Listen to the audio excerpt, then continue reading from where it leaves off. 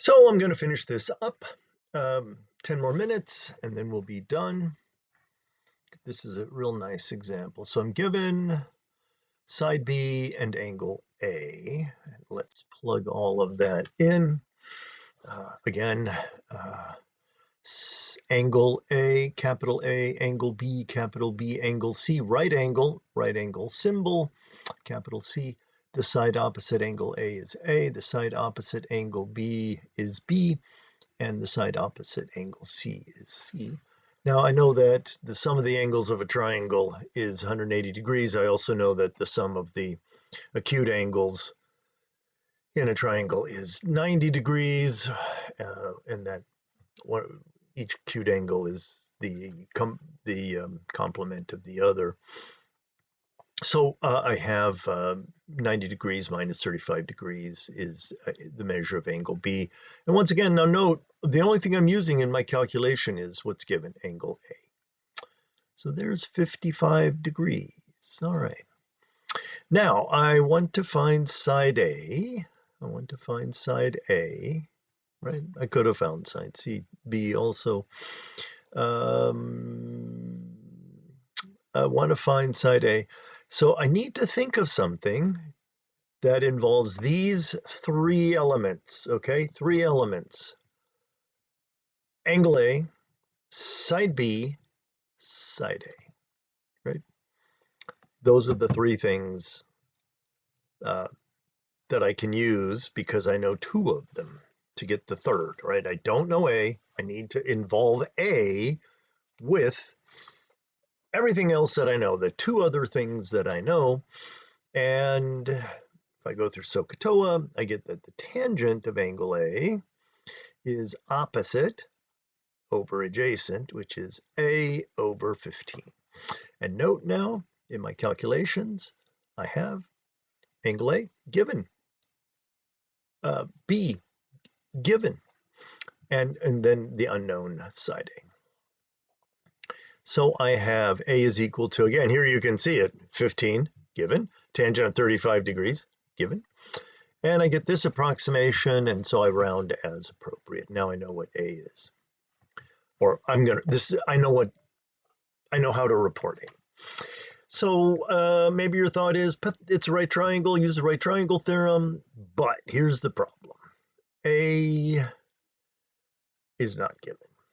So I need to avoid that, unless sometimes it's absolutely necessary. Sometimes there's no other way to do it. Okay.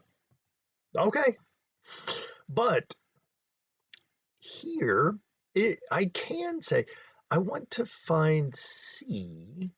Is there an expression that involves C, angle A, and side B, right? Because two of those are known, angle A and side B.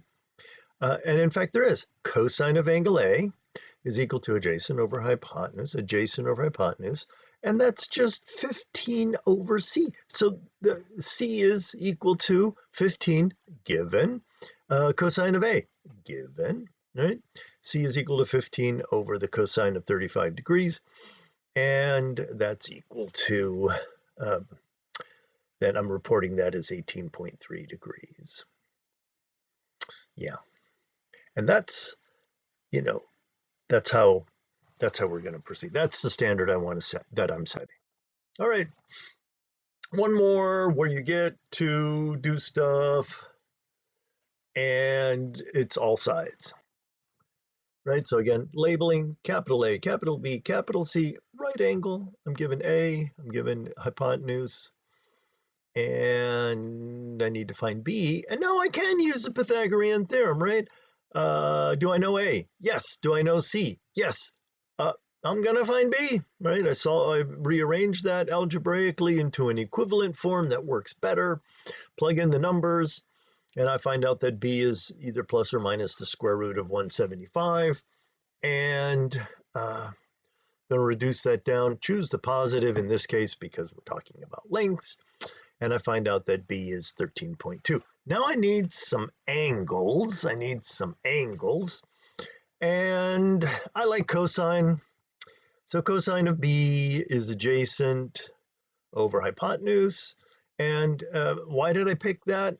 Because both adjacent, which is side A, and hypotenuse, which is side C, are known. They're both known. That's why I'm using them, right? I have cosine of B is in terms of all the things that I'm given, nothing extraneous or that's calculated or that's approximated. And that's the way to do it. And I want to remind us just every once in a while, a reminder is appropriate that inverse cosine is a little tricky. I need to be sure that I'm in the right quadrant, right? And inverse cosine is always in quadrant 1 or 4. We're always in quadrant 1 in right triangles, so it's okay, but just a little warning to be thoughtful.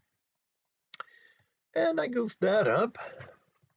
That should be 55.8.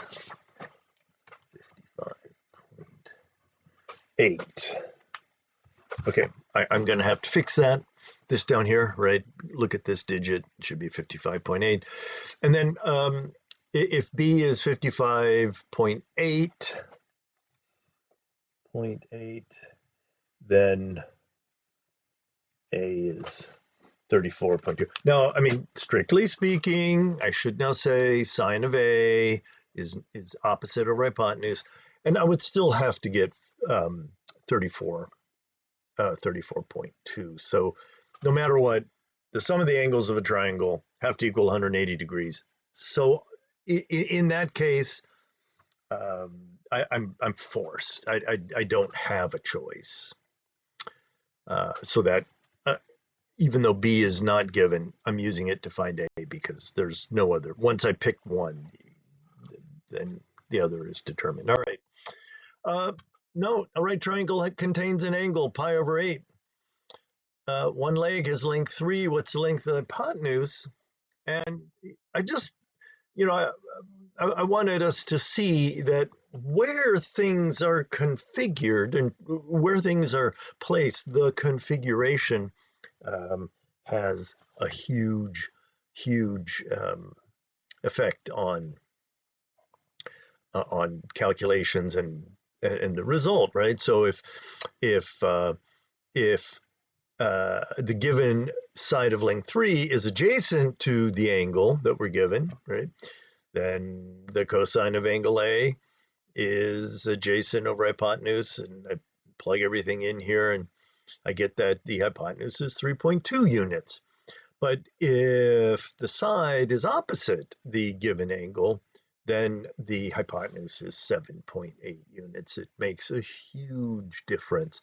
So I really do need to be very thoughtful about putting information together and careful about saying it has to be here or can it be here? What if it's over there? Does that change anything? And so again, the idea is if you look at triangle ABC, the same elements are all there, right? There's an angle of measure pi over 8, right? There it is. And here's the side of length 3, and here's a side of length 3, and they're both legs of the right triangle, meaning the side of length 3